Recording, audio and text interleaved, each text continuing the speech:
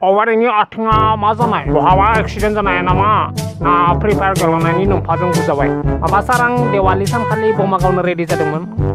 बेयावनो जोंहानि लांगोनायाव मासे सैमा फैबाय आरो बेखौ बमाजों गावनायावनो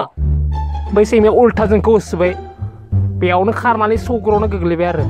माबोरै सार माबा बै सैमाया देवालिनि थालिर दंफाङाव हासुबाय थादोंमोन आरो आं जोबोर रागा जोंनायसै आरो दा लाइनाव मोनसे बाथ्रा बुंनाय बे बैसोआव नोंहा बेबायदि बमा गावनो लाजिनाय गैया नामा नों लाजियालै सार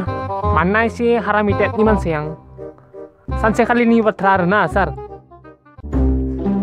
दासो गोसोखांदों आं जोंहा माने गामियाव आबाद मावोमोन आरोना आबाद माने मैगं थिलि आबादमोन आरो ओमफ्राय बैयाव सासे बोराया खिनो फैनायसै आरो आंबो एसे दुस्थ'मोन नालाय मा खालामनो देवालिबो सोलिदोंमोन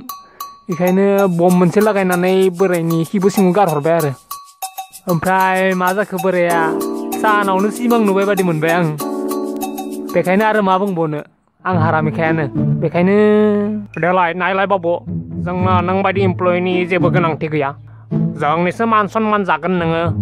आरो देलाय नोंनो बुंनाय जों माब्लाबा खामानियाव बिजि थागोन आरो नों जोंनि हट सिटआव बमा लागायना दोनब्ला मा जानांगौ देलाय दैमारि सार इलिजिबोल नङा बियो इबो बमा मोनबासो बुजिगोन बोरायफोरा आरो खोनासं बाबु नोंनि थाखाय मोनसे साख्रि दं